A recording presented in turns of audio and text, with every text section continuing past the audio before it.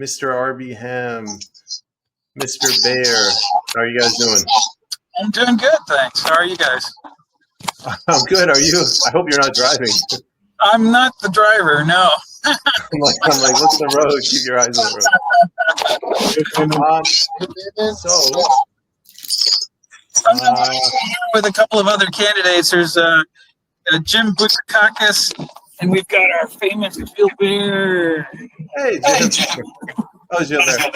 Hey. The PPC mobile.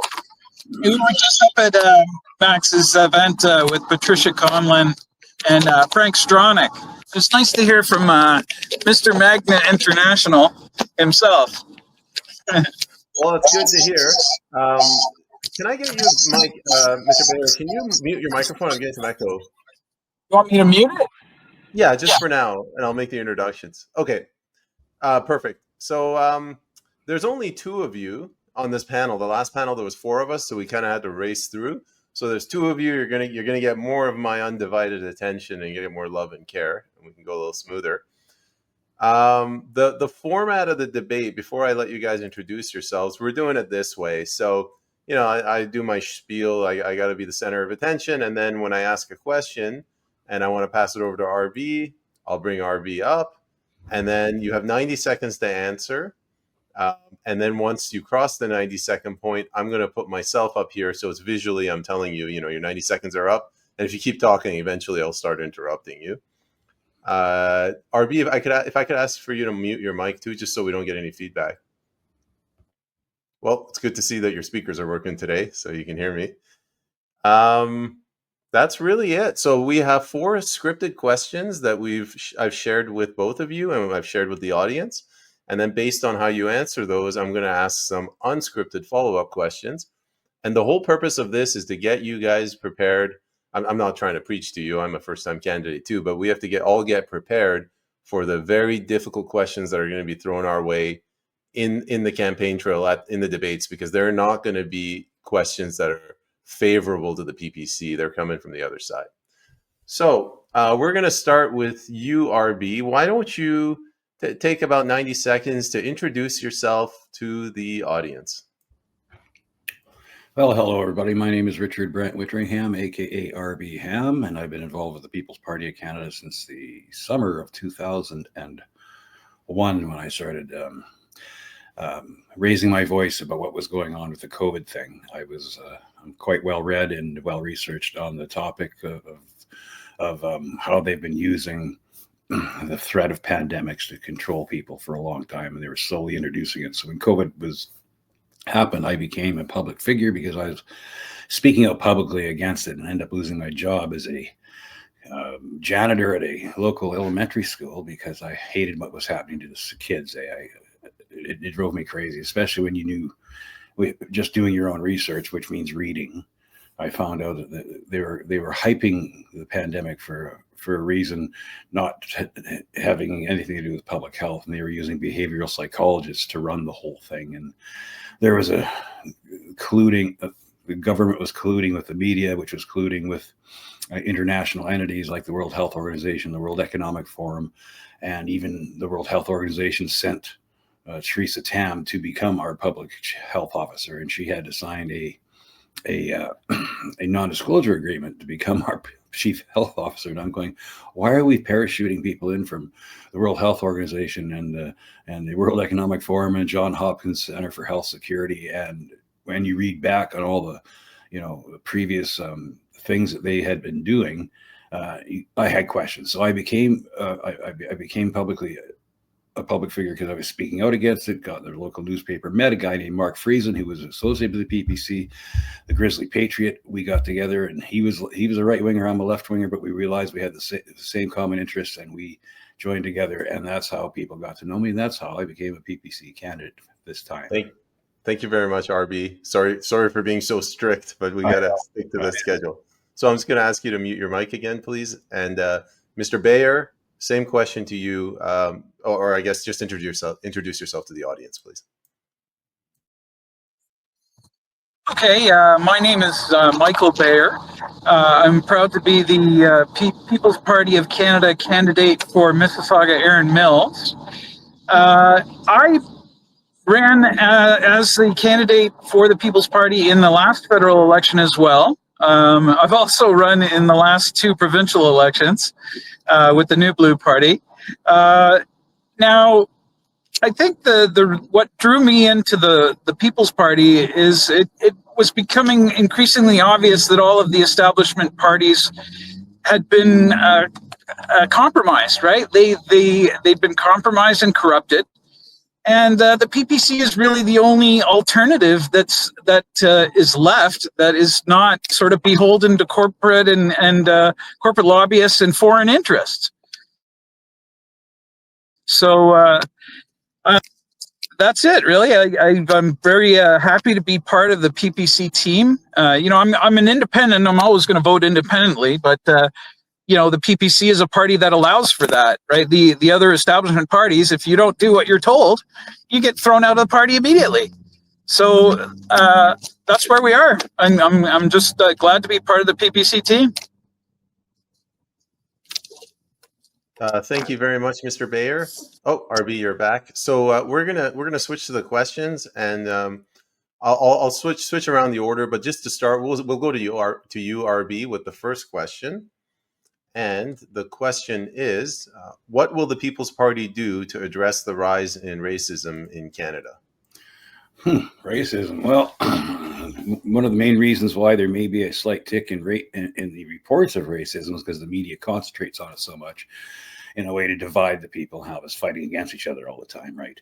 There was a study that came out after Occupy Wall Street happened down in it happened in Canada too also, but it was widespread. Occupy Wall Street, where the left decided to get together and they'd had enough with Wall Street, and they did some protests, right? But they didn't really have a leader, you know what I mean? And but at the same time, there was the Tea Party that was going on also from the right. So they were both protesting the same thing, right? Corporate control, Wall Street shenanigans and all that. And the left were doing Occupy Wall Street, and the right were doing their Tea Party movement. And the rise in media mentions about racism and divisive strife like that just spiked, because the media went, oh my God, look, we'll pit these guys against each other. And of course, the government was involved. Obama famously cracked down on the Occupy Wall Street. He sent the cops into Security Square in New York City, and they cracked skulls on but the Tea Party was allowed to skate because they weren't seen as that much of a threat. But at the same time, they divided the country between the left and the right, between immigrants and citizens, and it was being done on purpose. And I realized, hey, this is crazy, because the Occupy Wall Street movement and the Tea Party movement were complaining about the same things, but they were being divided almost on purpose, right? And so that's what I look at it as. I believe we've come a long way. Martin Luther King Jr. famously said, I want there to be a time where we care more about the content of a person's character than the color of their skin. I think we've gotten there. I really do.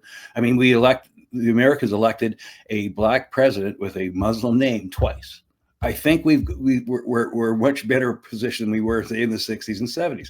So I really think we've got to concentrate on that, realizing that it's being used to divide us. And if we talk about that aspect, and I think we'll be okay. Thank you very much, RB. Mr. Bayer, we're going to go to you. The same question. How is the People's Party going to address the rise in racism in Canada? In 90 seconds. Well, I think it's one of the simple solutions is to get a hold of the issue of mass immigration. We've brought in too many people too quickly, and they have not adapted to the Canadian cultures and Canadian values. And there's also a problem. I agree with the problem with the media. The media will do anything like that to fixate on racial tensions because it sells. It gets viewers, sadly. Right. But for the most part, I would agree. Canada is one of the least racist countries in the world. The racism problem that might be, ticking upwards is because we've got 5 million people that are scheduled to leave the country that are under temporary status, and they're about to become illegals. And we've got no plan in place. We've got no plan in place to get them to go back to their country. We've got to put a pause on immigration until we can get things sorted out. And then we'll get whatever increasing racism is happening, we'll get it under control, right? But we can't expect there not to be racism if we bring in people from all over the world and we don't expect them to abide by Canadian law, by Canadian customs and Canadian culture. Of course we're going to see more racism. Thank you very much, Mr. Bayer. Sorry, I keep calling you RB, Mr. Wintringham. I muted your mic, by the way, Mr. Wintringham, so you have to unmute. You mentioned the Occupy Wall Street movement. Here in Canada in 2022, we had a similar movement that went in and occupied Ottawa and severely disrupted the day-to-day lives of the good citizens in that city. What's your view on the particular protests in Ottawa? They were incredibly peaceful, and in fact, crime dropped while they were there. But at the same time, they came at a time where there was those lockdown rules in effect and stuff. But I mean, there was no outright violence. They had bouncing councils. They were dancing the streets. They were honking their horns too much. And then the Ottawa mayor or whatever requested them not to do it anymore, and the police chiefs requested them not to do it anymore, and they stopped at the honking stuff. But they were there for a legitimate reason. They were there to represent the working class, fighting against unnecessary draconian measures introduced during that time. It was unscientific, and they were obviously designed to control us. That's a direct attack on our liberty and freedom. And we have the right to redress these things and protest. And I agree with protests from the right and the left. For instance, these pro-Palestine protests, I think they have a right to do that. And they shouldn't be demonized and called pro-Hamas and stuff like that. When I marched against going to Iraq, into the Iraq war, nobody was calling you pro-Saddam. And if you were, you laughed at them because that's stupid. I'm anti-war. I'm censorship, against free speech. I'm pro free speech. So that was what was it all about. And the same thing that happened to the poor Occupy Wall Street people eventually happened to them, right? Nobody would, if Trudeau had gone and addressed their concerns, had a talk down with some of them. In the other instance with the Occupy Wall Street movement, Obama never went down there and actually talked to anybody. He just viewed it as a threat, and they cracked down on it. And that's how Trudeau handled this, as a threat, and cracked down on it and demonized everybody that was there because it was good for politics. It was good for his politics. But that thing could have been over way better if we had a real leader. If Trudeau had gone down there and addressed their concerns, and he could have tempered it all down, and it could have been done in a week. But he didn't have the balls, and that shows you. Thank you very much, Mr. Wintringham. Mr. Bayer, now a follow-up question for you. The original question was, how do we deal with the rise in racism in Canada? And your question, you seem to be able to be criticizing the immigrants that are here. What would you say to the argument that immigrants they have a right to be here as well, and we should not be demonizing them for coming How do here? they have a right to be here? It's like anybody has a right to be a guest in your home. No, Canada is a sovereign country. We have the right to choose who we let into the country, right? And it just doesn't make any sense. Now, as far as going to some of these Palestinian protests, I have a different view of things. When you start blocking down the streets, you're trying to send a political message. You're saying that we're in power, we're in control here, and the police aren't doing anything. The police, again, are showing, when you're talking about racism and you have a group that can openly defy the law, the police do nothing, and then if I tried to do the same thing, I'd be arrested. What do you think that that's not going to cause racism? Of course it is.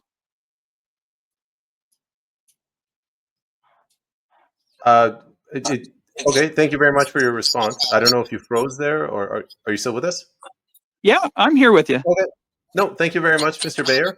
I'm going to go to the next question, but I'd just like to point out, just so there's no confusion. I don't blame the immigrants. Actually, I blame our own government. Our own government has misled people and brought people here under false pretenses.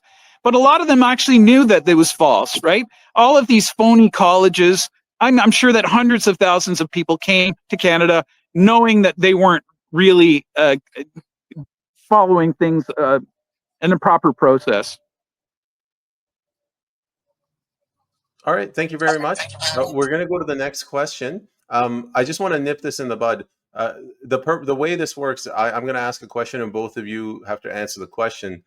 I don't want you to fall in the trap of you two answering each other's questions. So bear that in mind, please. The next question, I'm going to give it to you, Mr. Bayer. You'll go first. What is the People's Party strategy to combat the climate emergency? There is no climate emergency. I mean, it's ridiculous. The science and the evidence is clear, right? It's a grift. The green movement is a gigantic money grabbing grift. Billions of dollars are going into the hands of people. If we have the climate has been changing and always will change. The slight temperature increase is going to do great things for the farmers. The crop yields are going to increase. You know, it's not some kind of catastrophe. The media is good at catastrophizing and making some issue look like it's the doom and gloom and the end of the world.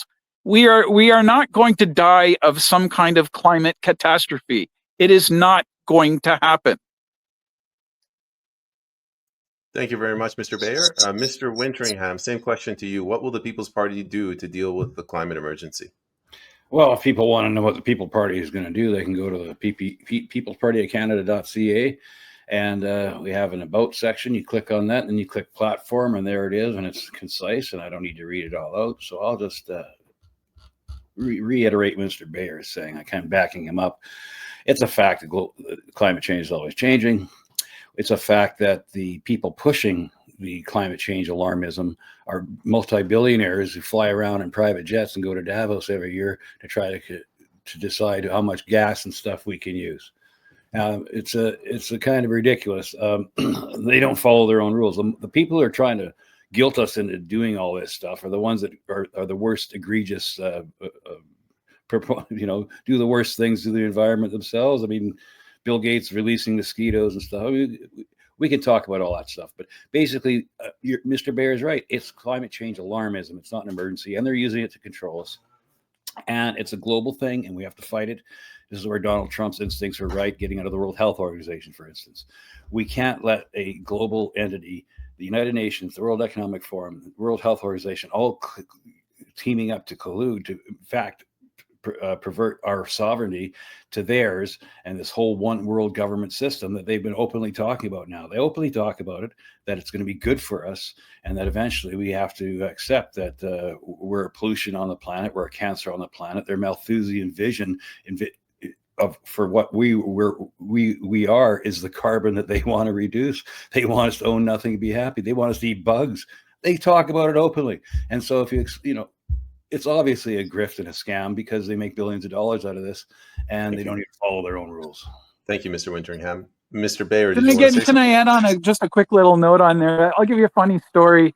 I was scuba diving in Curacao a lot of years back, but our dive boat went past what looked like a gigantic cruise ship. It turned out that it was Paul Allen's yacht, and a helicopter landed on it. He's got 2 helicopter landing pads on that boat, by the way. And apparently Bill Gates went to visit Paul Allen on his boat in Curacao. And so these are the people that are 500-foot boats and helicopters, and they're telling us what we can and can't do, and we've got to eat bugs. Thank you. It's a fascinating story. I'm just trying to move it along. Thank you very much. Mr. Bayer, I have a follow-up question for you.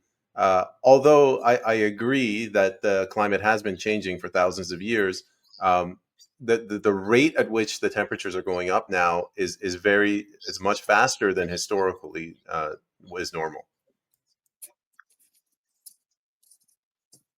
According to who? According to who? There's so much money motivation behind these claims. It's hard to know what's accurate and what's not accurate. I don't know if it has been accelerating or not, but I am very skeptical that it's actually, whatever the climate change that's happening, that it's primarily caused by man. I don't know if that's actually the case. what percentage of the climate change is caused by man? Is it 1%? Is it 99%? We don't know. Nobody knows. And if somebody's telling you that they know, they're a liar. All right, thank you, Mr. Bayer. Mr. Wintringham, I'm going to put the same question to you. Ever since the Industrial Revolution, the temperatures have been increasing far faster than they ever have throughout the history of the planet Earth. Is that not convincing evidence that it's actually the burning of hydrocarbons that's causing the global warming? Well, I'll just back up what Mr. Bayer said. If there's opposing scientists, people like Tony Heller, that guy from Sweden, Bjorn Lomborg. There's a guy named Piers Corbyn, who's Jeremy Corbyn's brother in England. He's a meteorologist. He says that all these measurements have been not fabricated and faked, but cherry picked and what am I trying to manipulated? They, like, for instance, they'll put all the temperature readings for their global climate survey near airports, where of course it's going to be higher, right? They won't do it. They won't put them. And then they cherry pick the evidence. And there was a couple articles that just came out in the last couple of years exposing the fact that they have been manipulating the climate models, just like they manipulated the COVID models. This is all the same thing. People say, well, 90% of scientists agree. Yeah, 90% of scientists agreed about COVID too. And guess what? It's just as easy to buy a scientist as a politician. And they're all, and they're dependent on a paycheck. I forget which philosopher said, but when some wit said, when a man's paycheck depends on him being ignorant of something, he will continue to be ignorant to collect his paycheck. That's a good one. I haven't heard that one. I'm going to we're going to go over to the third question, and I'm losing track of who's who. So we'll just go with you, Mr. Bayer. This question starts with you. The third question is, what will the People's Party do to promote truth and reconciliation?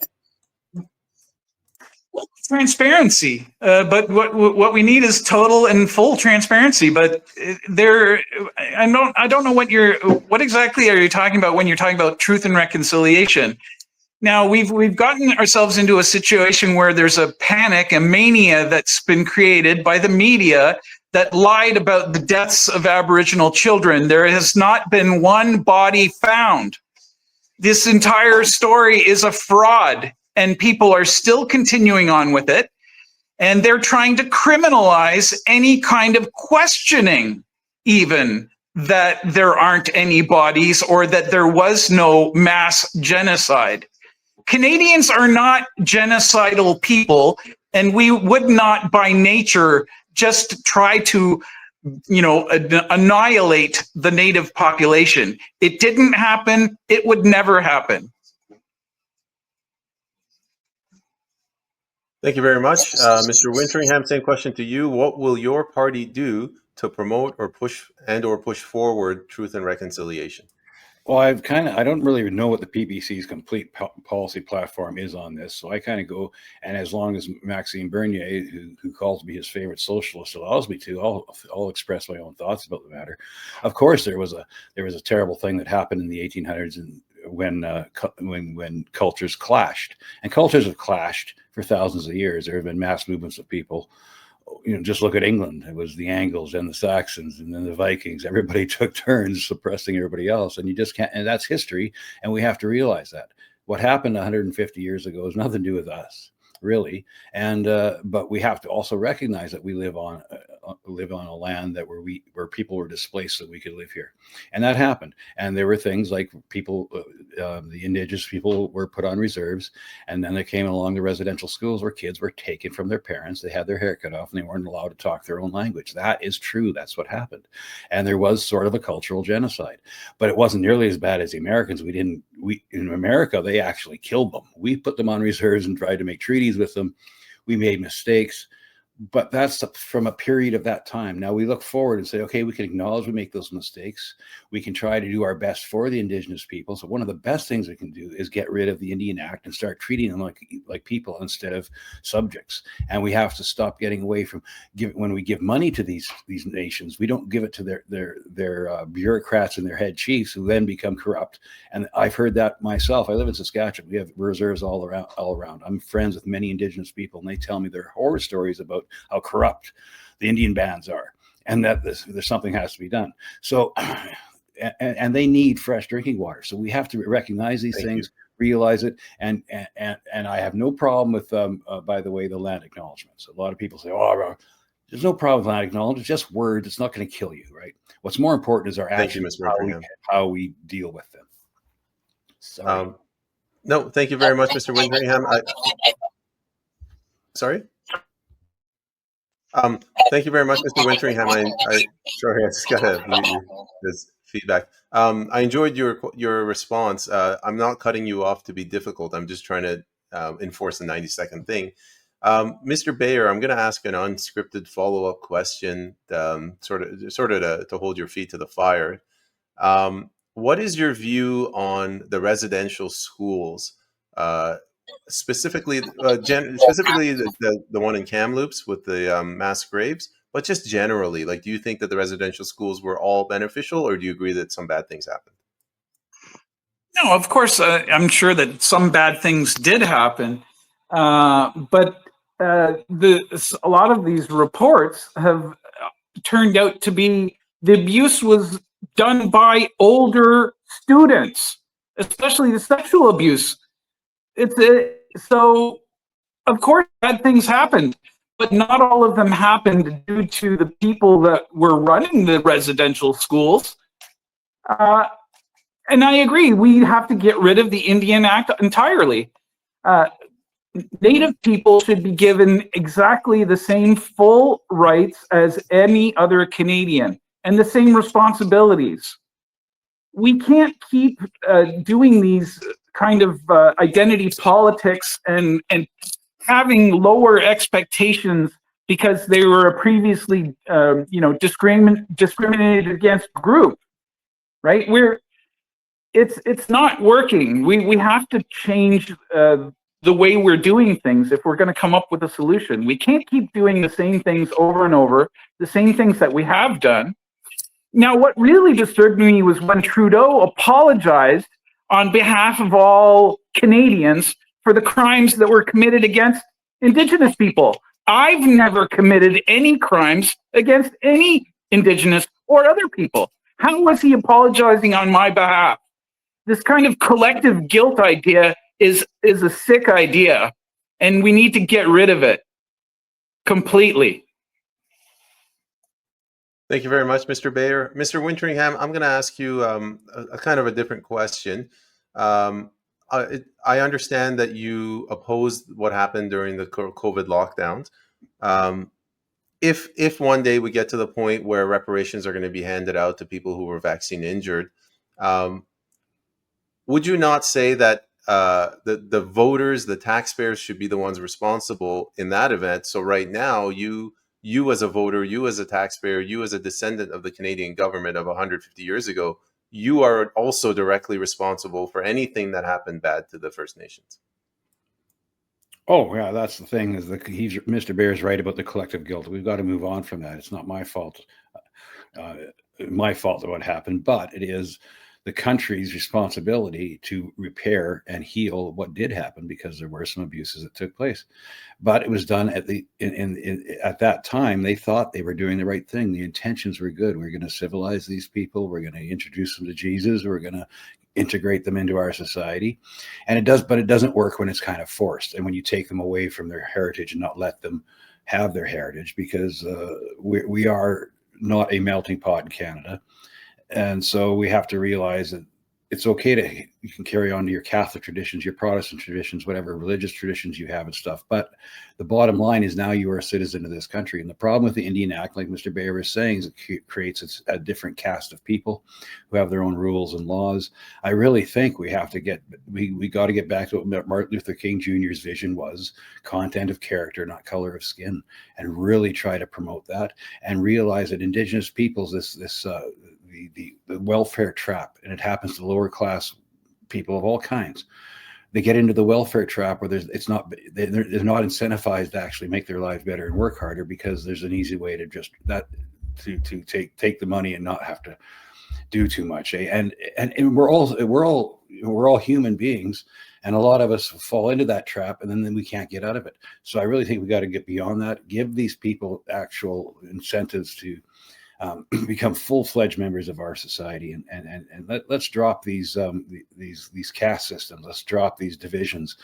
Try to get to one country united with the same rules for everybody, civil rights for everybody. It's the only way forward, because that's the grand sweep of history. It goes towards that, because that's why there's such things as racism and stuff, because we overcompensate in one way and we never correct it.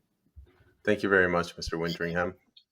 Can I follow up on that? I love that. I love that. That was great stuff.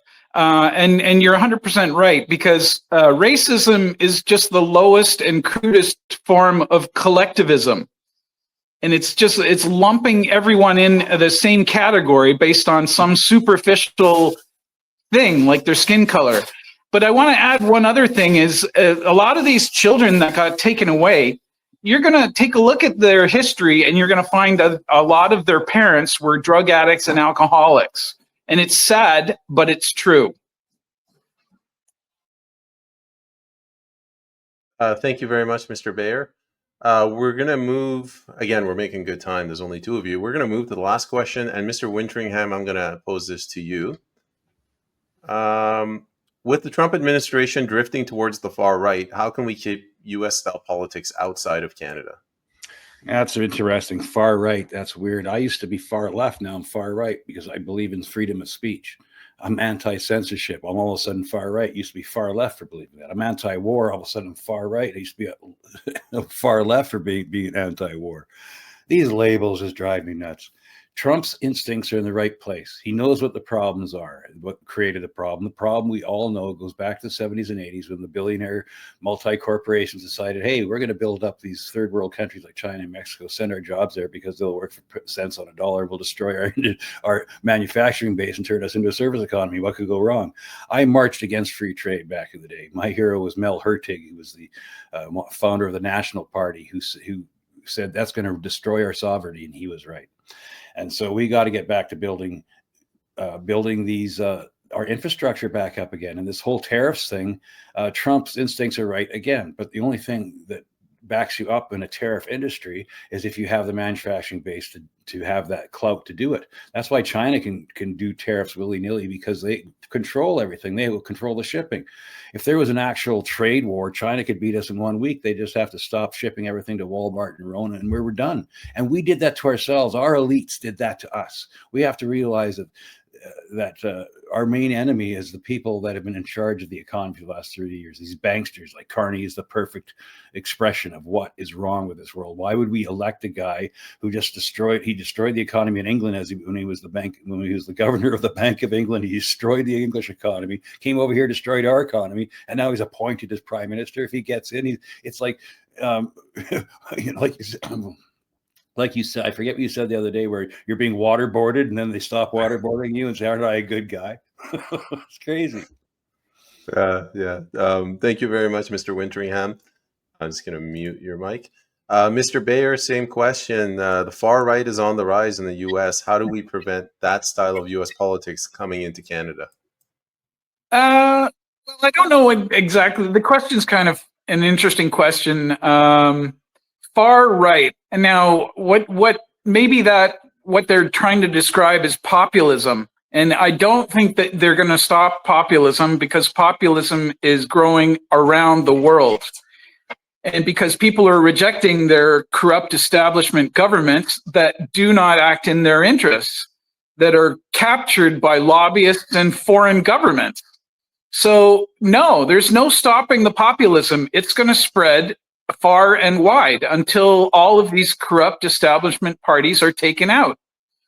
You know, I don't think we have an issue with far right. I mean, it's all optics, right? How many far right terrorist acts are we seeing right now? How many far left terrorist acts? How many Tesla dealerships are burning? Right? I mean, it's ridiculous. They're accusing people of being far right when they're the ones that are doing the violence and the censorship. It's absurd. Thank you, Mr. Bayer. Mr. Wintringham, I have a follow-up question for you, which I just forgot. No, there we go. So, Yeah. so you spoke pretty fondly of Donald Trump. Do you think it's appropriate for you to be running for federal office when the number one threat against Canada right now is coming from Donald Trump in the form of these tariffs? No, I mean, he's right. His instincts are right. He's right about what is wrong with the country and how to fix it. The problem is how he's going to do it. I don't agree with it. Like, as far as the geopolitical, I know you didn't ask geopolitically, but geopolitically, I don't have. He's showing that his instincts are right, trying to say end wars. But the way he's going about doing it and who he's appointing to do it can be problematic, as we can see in the Middle East right now. Why are we threatening Iran? Doesn't that start World War III because Russia and Iran are close, blah, blah, all that stuff. Okay. And I have issues with that. But domestically, his instincts are right. We got to get back to a manufacturing base. We have to get back to making our own stuff. We got to stop being service economies. We've got to we got to build factories. We got to get back to having being able to work a man working a job. He can work one job. He doesn't have to work two or three to make ends meet. He can go on vacation. He can raise a family. Right now, that's been taken away, especially from the younger generation. We got to push that. The housing crisis, everything. They're pricing the younger generation out of the Canadian dream that we grew up under. And we always believed that our kids would be better off than us. That's stopped now. All of a sudden, the next generation is going to be worse off. That means we're going in the wrong direction, and we have to get away from being a service economy, building up our manufacturing base, and really cracking down hard on these foreign entanglements. Because look what's happening with Sam Cooper writes great reports about what's going on with the Chinese government's influence on us, right? Because we're not putting our foot down and saying, okay, no more. We got to stop this fentanyl stuff. We got to really crack down. We got to bring back our own. We got to build up our military strength, build up the RCMP to do things to go after the real criminals, not protesters. Criminals, the ones doing the fentanyl, the ones that are causing all the problems at the border. And Trump's right about that too. This whole thing can be smoothed over with negotiations and realizations that we have shared interests, and let's work on that. Thank you very much, Mr. Wintringham. Could I follow up with that? I love those comments. Actually, there was a lot of good comments out there.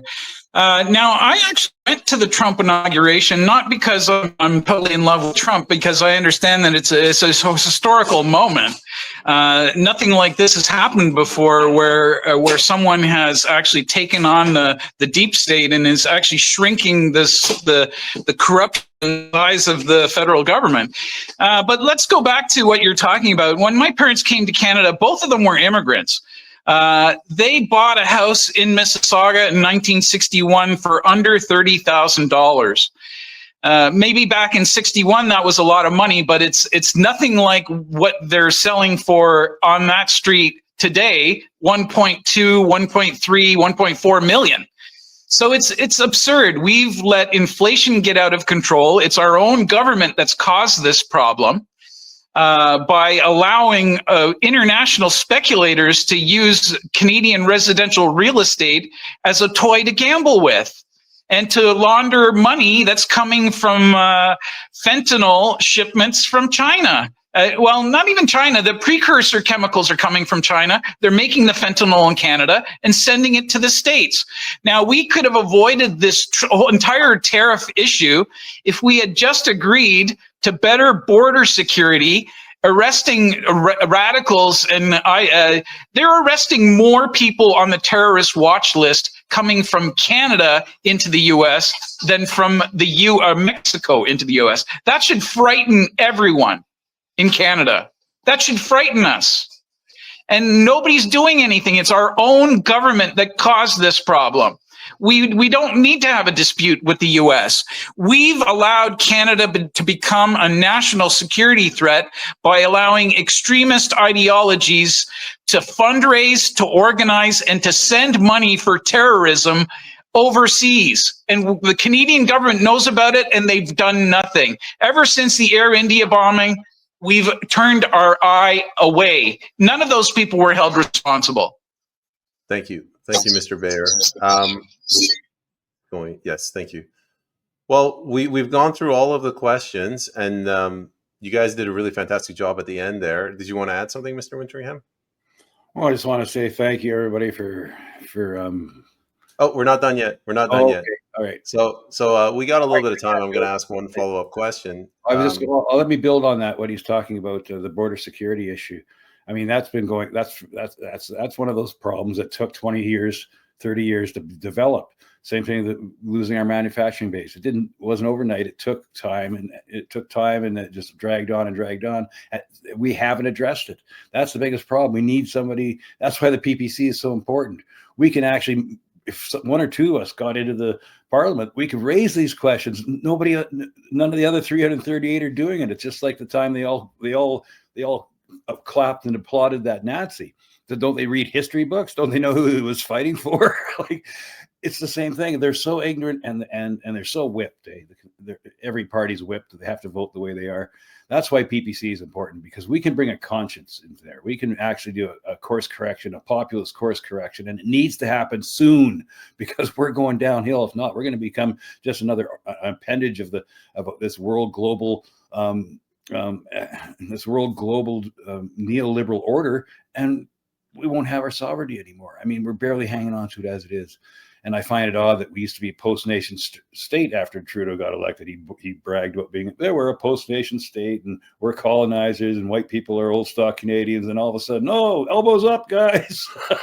It's crazy. Thank you, Mr. Wintringham. I'm just going to mute your mic. So one thing, I just want to bring up one of the users. He says, David Payne, wow, all the candidates are amazing. Thank you very much, David. He's right. You two are doing fantastic. We got a little bit of time. I'm going to ask one question. This isn't scripted. I'm going to give you a little bit longer. You can talk for 3 minutes if you want. We'll go with you, Mr. Bayer, first. The question is, what do you think? Like, just talk about the housing. What do you think is the root cause of the housing crisis? Why are the prices up? It's complex. It's not one simple thing. I think there's a lot of things going on. Supply and demand, obviously, we talked about the 5 million people that are scheduled to leave the country by the end of 2025. Now, with 5 million people left, what do you think would happen to the demand for housing? So the immediate solution, a quick solution, would be to get our population problem under control. But we have to have more transparency in terms of who are the foreign buyers of Canadian residential real estate. And you're going to find that there is a lot of foreign, the money laundering, they're putting their assets into Canada. They don't even care if they rent the house out. As long as they've got an asset, they consider it safe. It's offshore. It's not in China. The Chinese government can't seize it, or the Indian government can't seize it. You know, we have to go back to fundamental principles if we want to solve these problems. And what are the legitimate functions of the federal government? And I'll tell you what I think they are. The fundamental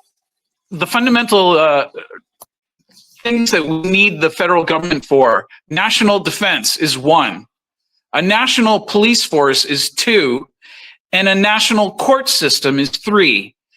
In my opinion, everything else could be done by the provinces, by the municipalities, or better off by the individuals themselves and private organizations, voluntary, with coercion, right? We don't, as long as we have this massively centralized political power in Canada, we are going to have endless problems. They're going to get worse and worse. We need to radically decentralize political power in Canada. We have to take it away from the federal government, give it back to the people. Thank you very much, Mr. Bayer. Mr. Wintringham, same question to you. What do you think is the root cause of the housing crisis? Mike, I nominate Michael Baer to become when we form government, I want him to be the federal minister for housing. Because yeah, that's a great answer. That's perfect. He knows, he's obviously studied in this area. Me, I think it boils down to two things. The international speculators, like you say, going along with raising property prices above, retail levels. And number three, of course, is the mass immigration. If you allow all these people to come in year after year after year, there's going to be a strain on housing, and that's going to drive the prices up. That's supply and demand, 101. But I do believe that this is also this has been done on purpose to achieve that goal I talked about, the World Economic Forum's goal of you'll own nothing and be happy. They want us all renting. They want us all stacked in apartments and renting, and not being able to realize an independent sovereign lifestyle inside an independent sovereign country. That's the whole thing. And so these prices are being... You need financial independence. You need financial independence to be a sovereign individual, a sovereign person. So yes, you're 100% right. 100%. Thank you, Mr. Bayer. But Mr. Wintringham, keep going, please. Oh, I'm good. No, that's good. I was done anyway. That's Okay. That's my my assessment. I really believe it's being done artificially, and I believe it's being done maliciously. And the only way we're going to get back is by taking the power back. It's power to the people time, buddy. All right. Thank you, Mr. Wintringham. Okay. So we're at the end of the episode, and we're going to go with Mr. Wintringham. I'll go to you first, and then you, Mr. Bayer. Just tell the audience why they should vote for you. Why should members in your riding vote for you? People should vote for me because I know how to fix the problem, because I know what the cause of the problem, and the fixing of the problem is quite simple. It's just getting back your own power and bringing the power back to the people. That's quite it is. That's all it is. And I'm an advocate for that. I've been that way all my life, and I've seen it slipping away slowly. It started happening with the free trade stuff in the 80s and the 90s. And I've watched for 40 years this horror show go on, stripping our economic liberty, our civil liberty. That is the biggest thing. We got to stand up and fight. That's why freedom is essential. I stood up and I protested against the COVID tyranny. I was front and center. I lost my job because of it, but I kept going. I got 8 tickets for $50,000 from the government in Saskatchewan. And I kept going. It didn't matter what they did to me, because I believe that my cause is right. And I believe that the people I have studied throughout my life, the political heroes I've had, like Tommy Douglas and Martin Luther King Jr., Mahatma Gandhi and Nelson Mandela, and all these people that stood up for what was right and suffered the slings and arrows, but kept going, because that's what I believe in. I am not afraid. Okay, we're back. I'm not afraid. That's the biggest one. And I joined the PPC for one explicit reason, because Max Bernier, who runs the party and his platform, is all about freedom, liberty, respect, fairness, and individual sovereignty. And I find that very, very uplifting. And we got to get back to the idea of fraternity, liberty, and equality, because that's what made Western civilization so great. People talk about the slave trade and stuff like that. Well, guess who stopped the slave trade? England. And they were a Christian nation. They stopped the slave trade. Before that, slavery was a worldwide scourge in every religion, every culture. We can bring something that is important. We are the culture of the Renaissance, and we add that with our own unique Canadian bent. We can unite together. We can heal the pain of the past with the simple idea that there is no other way to go forward but progressing in a more just and in a more just society, because that's the grand sweep of history always does that. We're gonna have bumps along the way, but we can be better. And besides, we have no choice. Thank you. Thank you, Mr. Wintringham. Mr. Bayer, welcome back. Same question. Why should people in your riding vote for you, sir? Well, there is a vote split. Yeah, you're either voting for a corrupt establishment party lobbyist, because the lobbyists are in control. If you vote the conservative or liberal, the MPs have no power. If you don't do what they're told, they're kicked out of the party. And all you're doing is voting for a lobbyist, or maybe a foreign government, maybe the Chinese Communist Party. Or you could vote for an actual real person that's going to fight for individual freedom, personal responsibility, fairness, and respect. I mean, there's beautiful words that I heard from my other guest here. We need to return Canada to a place that embraces Western civilization values. Freedom of speech, freedom of religion, freedom of association. All of these things are critically important. We are failing as a society right now. And I believe it is on purpose. It's our own government that is a clear and present danger to Canadians. And I wish Canadians would wake up. It seems like they're asleep. They don't recognize the danger.